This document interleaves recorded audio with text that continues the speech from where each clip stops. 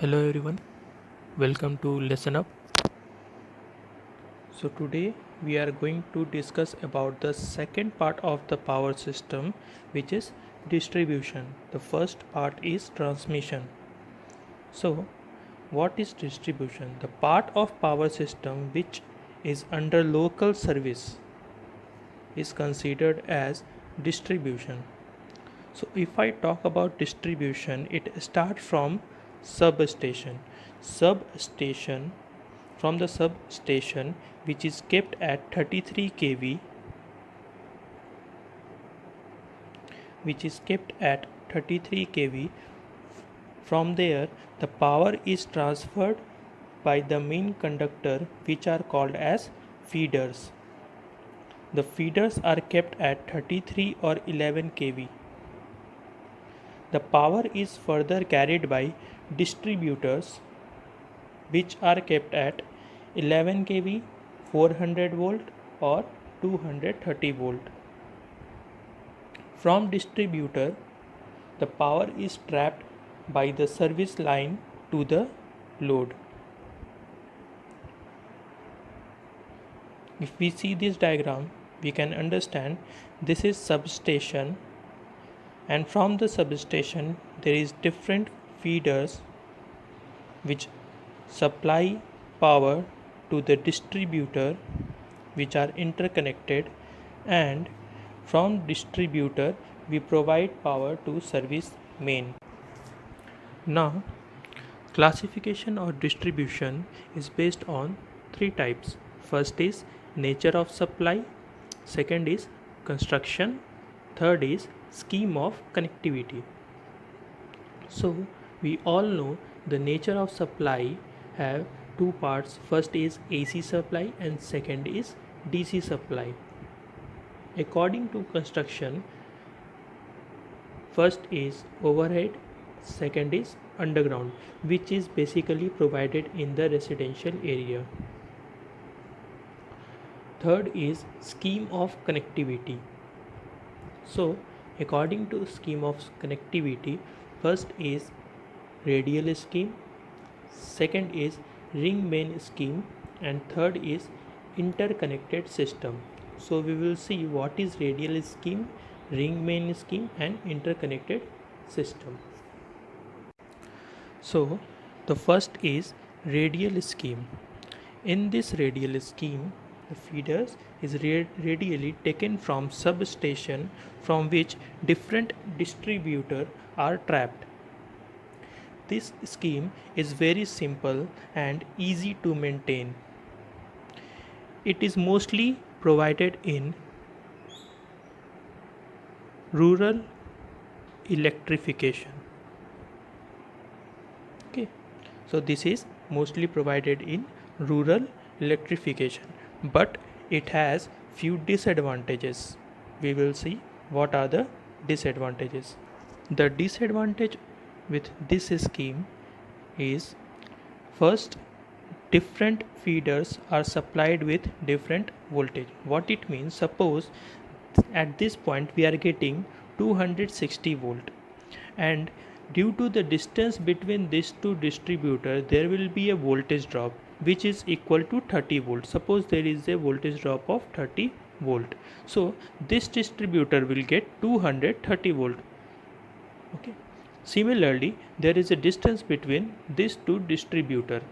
If this distributor get 230 volt and there is a voltage drop of 40 volt due to the distance between these two distributors, this the third distributor will get 190 volt. What it mean that all the distributors are not supplied with the same amount of voltage. So this is the first disadvantage of this scheme. The second disadvantage of this scheme is if there is any breakdown. Since it is a radial scheme, if there is a breakdown somewhere, then we are not able to supply power to the further system. Suppose if there is a breakdown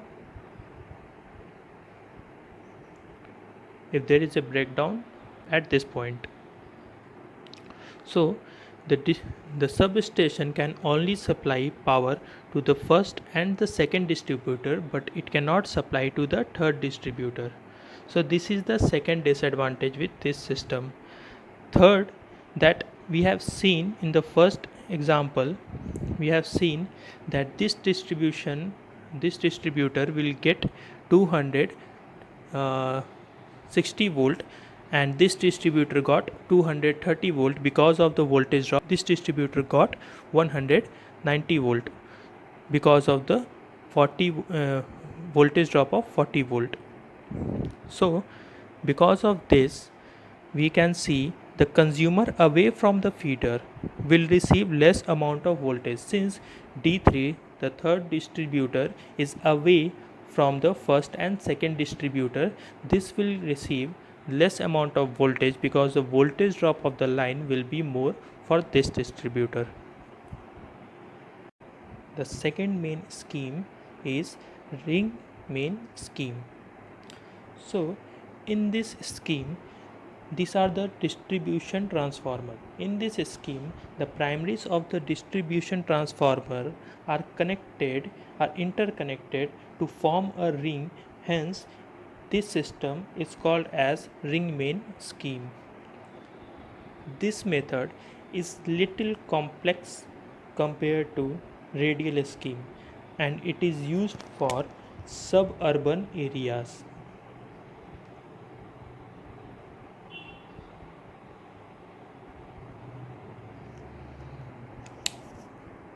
Okay, so this is used for suburban areas.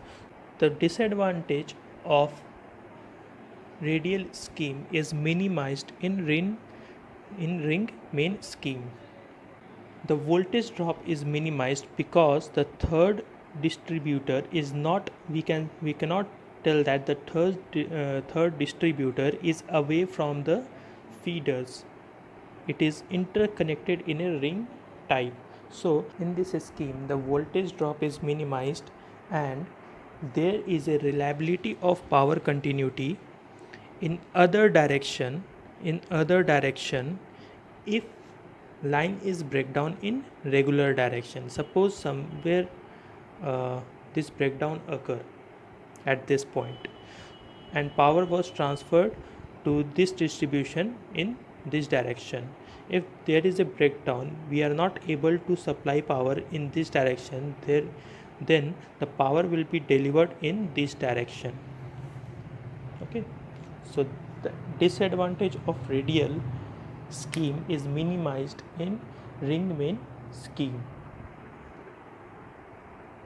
So the third one is interconnected system.